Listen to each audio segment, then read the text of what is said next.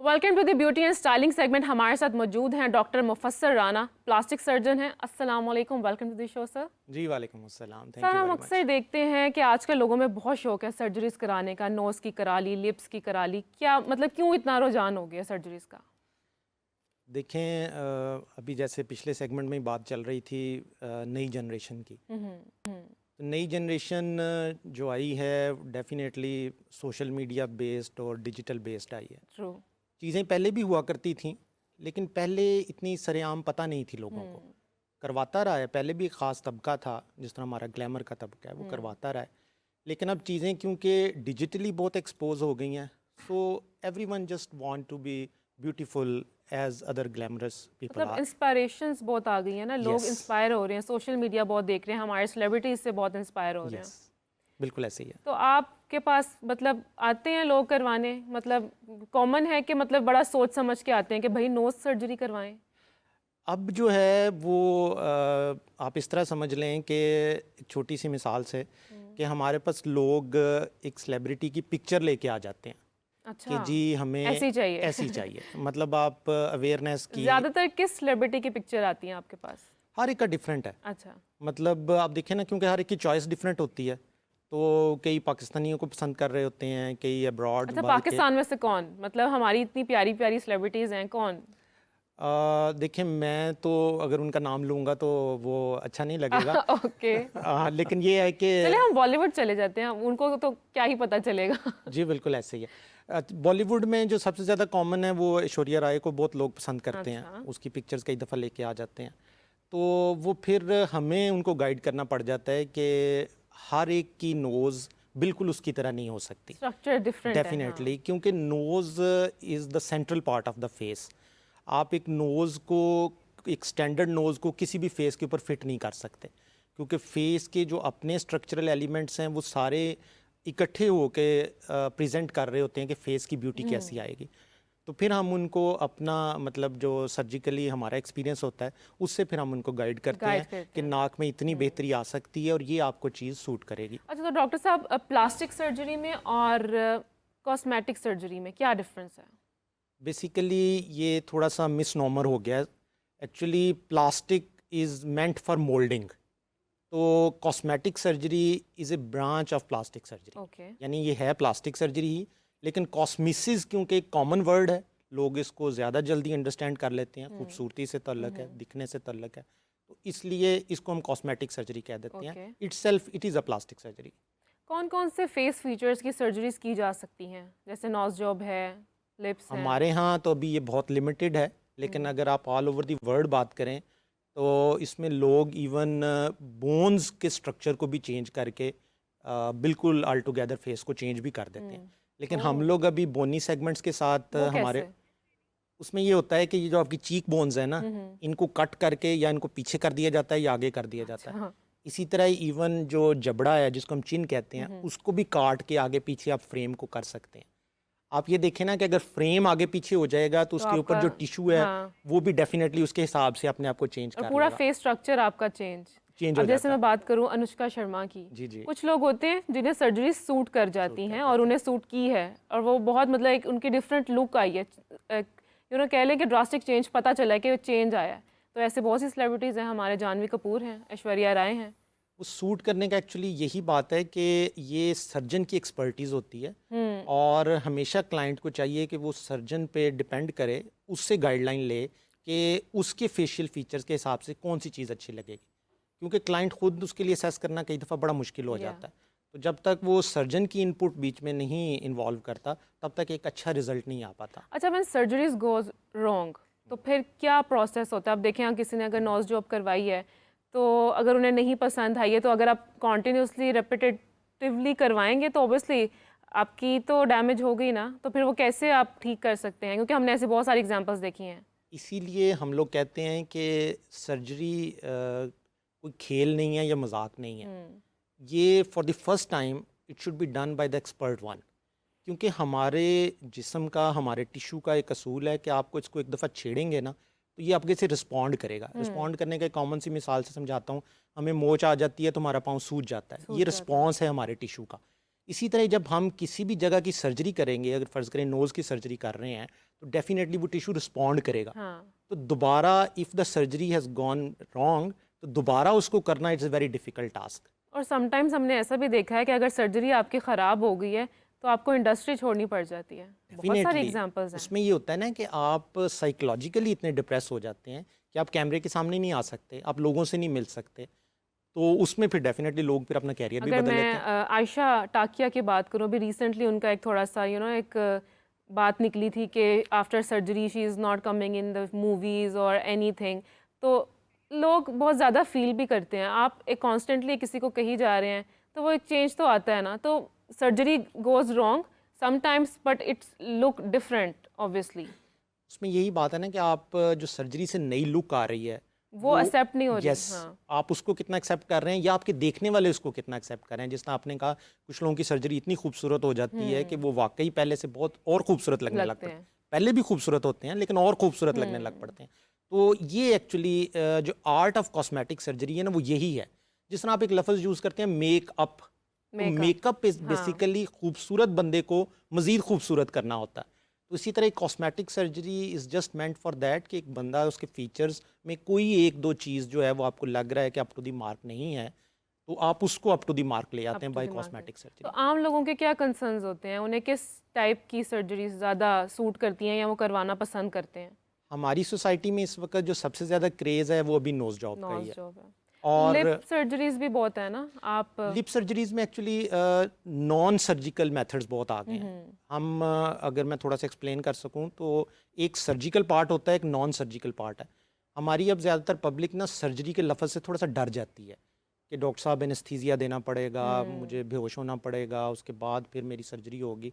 तो इसलिए most of the people are now preferring non surgical. और जिस तरह लिप्स की आपने बात की, उसमें अब फिलर्स हमारे पास अवेलेबल हैं, हाँ। तो वो basically non surgically lip augmentation कर देते हैं। तो अब ओके। ज़्यादातर लोग अगर लिप बड़ा करना है तो नॉन सर्जिकल पे चले जाते हैं। कुछ क्लाइंट्स ऐसे आते हैं जिनके लिप्स ऑलरेडी बड़े होते हैं, तो उनको अगर रिड्यूस करना है आपने, then it is the surgical part. तो अगर नोज़ की आप बात कर रहे थे, अगर किसी की मोटी नोज़ है और आजकल फैशन भी है ना, तीखी नाक चाहिए होती है सबको, तो उसके लिए क्या प्रोसेस होता है?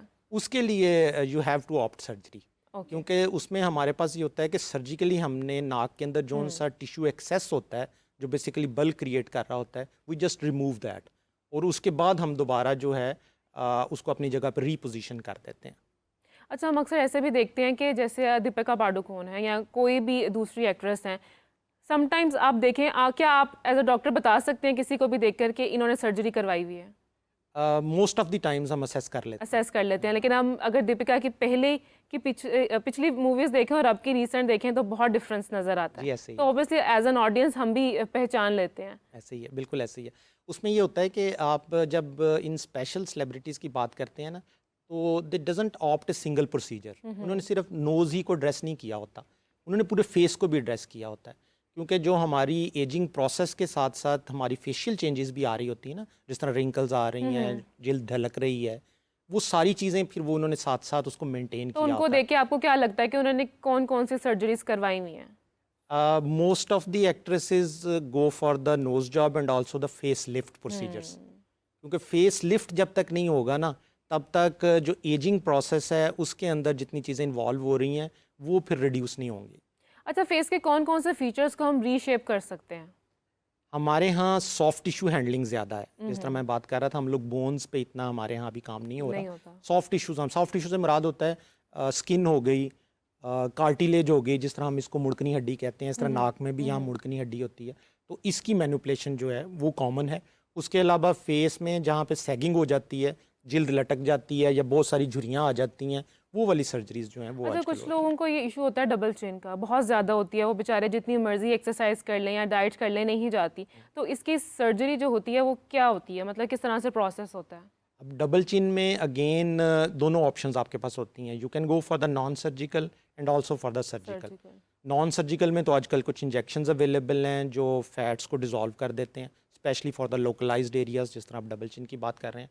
But even there are certain resistant cases, जैसे आपने कहा है कुछ भी कर लें तो वो ठीक नहीं होता, then we have to go for the cosmetic surgery. उसका नाम फिर लाइपोसक्शन होता है, जिसमें हम जो है एक स्पेसिफिक मशीन के ज़रिए, इंस्ट्रूमेंट्स के ज़रिए we just suck out that fat from the double chin. तो तो इज़ इट पेनफुल ये जो सारे ट्रीटमेंट्स हैं सर्जरीज के? देखें, सर्जरी का वर्ड अगर तो हम आज से सेंचुरी पहले यूज़ करते तो वाकई पेनफुल था। पेनफुल था। आप कभी पुरानी पिक्चर्स या वीडियोस देखें तो 4 लोगों ने पकड़ा होता था एक बंदे को तो उसकी सर्जरी की जाती थी।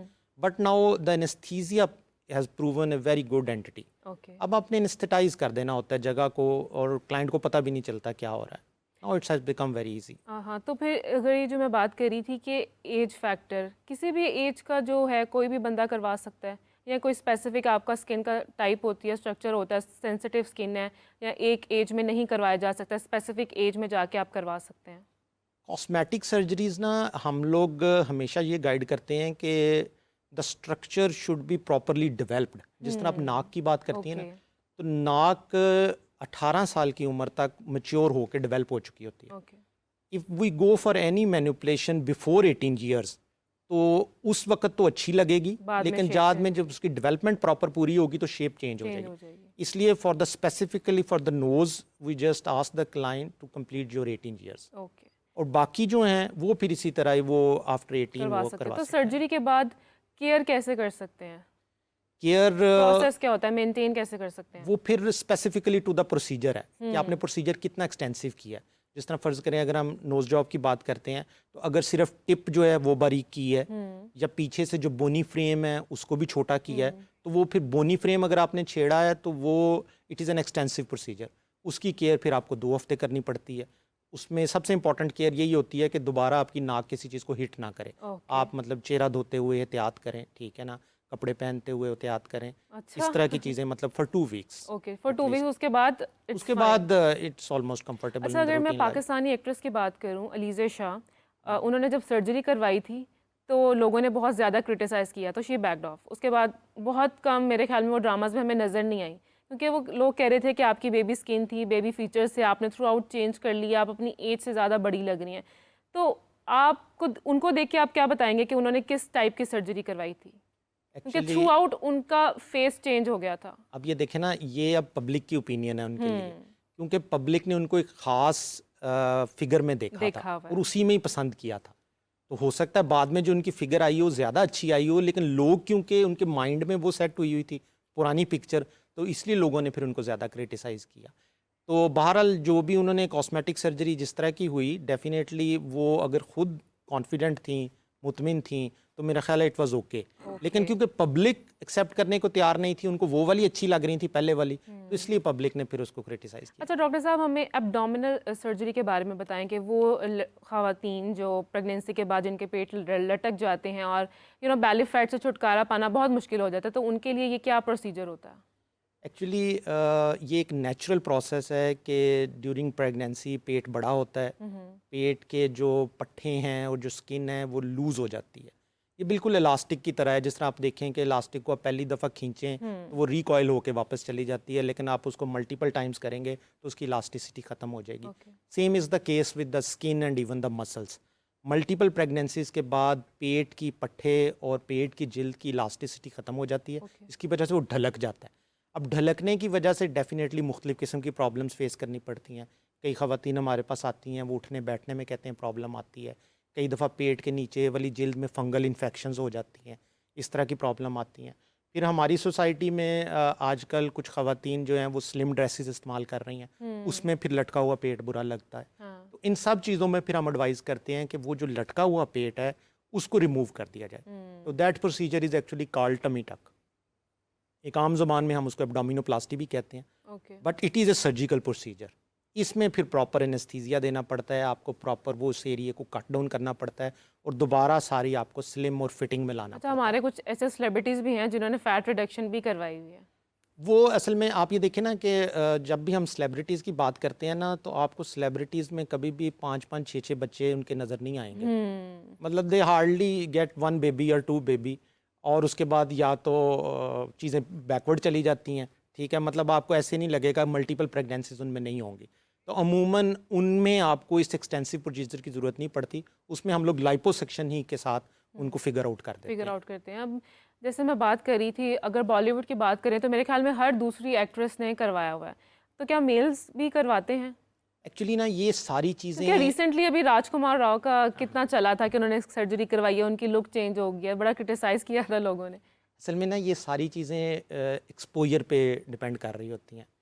हमारी सोसाइटी में अभी आप बेशक सेलिब्रिटीज़ की बात कर लें, कॉमन पीपल की बात कर लें, अभी भी हमारा लिबास काफ़ी हद तक मशरकी है, अभी भी हमारी बॉडी एक्सपोज नहीं होती।